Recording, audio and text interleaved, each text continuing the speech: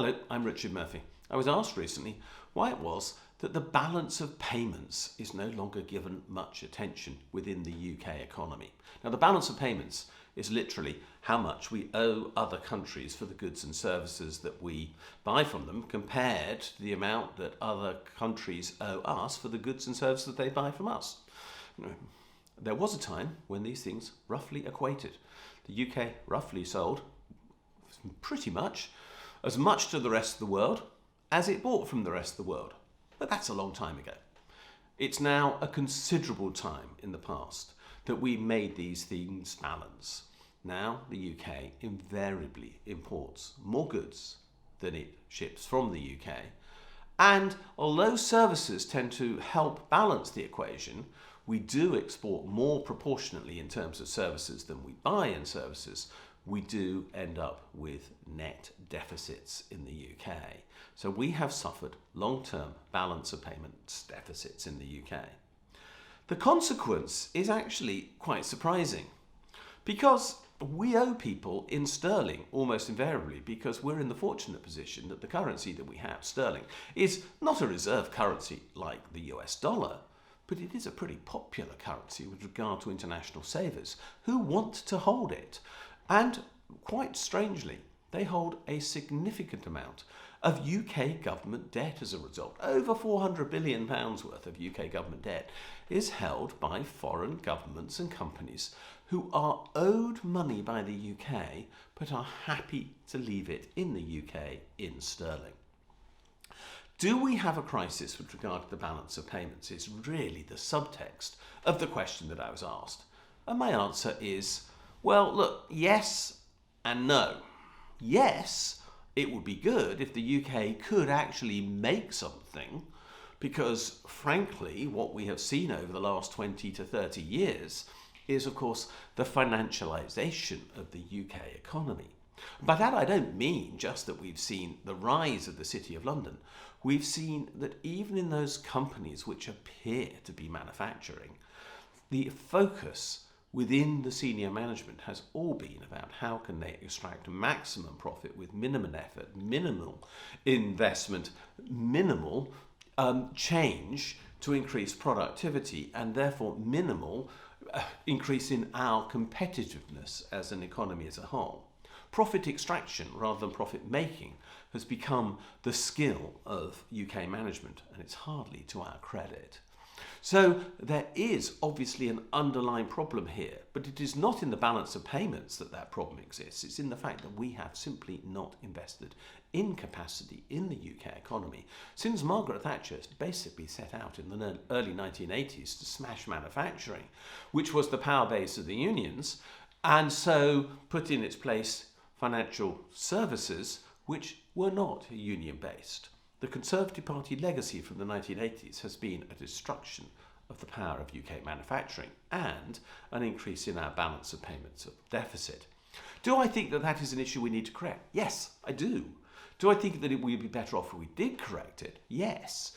Do I think it's absurd, for example, that we need to be fitting 20,000 heat pumps a week in the UK at present, and at the moment, not a single one is made in the UK, and none that are fitted in the UK use UK steel? I find that bizarre, especially at a time when I know, for example, that Rolls-Royce is planning to make 9,000 engineers redundant in Derby, all of whom could be engaged in a heat pump manufacturing process, buying and using British steel in the process to deliver the critical part of the Green New Deal that requires that we make our houses thermally efficient. So the indication of the fact that we have a balance of payments deficit is that we need to transform British industry. But why doesn't it matter in the way that it did when, and I can remember this because I've been around for a while, it did in the 1960s and 1970s, when it was the focus, sometimes even of general election campaigns. It is thought that Harold Wilson lost the election in 1970 because there was a sudden balance of payments deficit on the UK account with the USA as a result of the import of 2 jumbo jets by what was then the BOAC, which then became British Airways.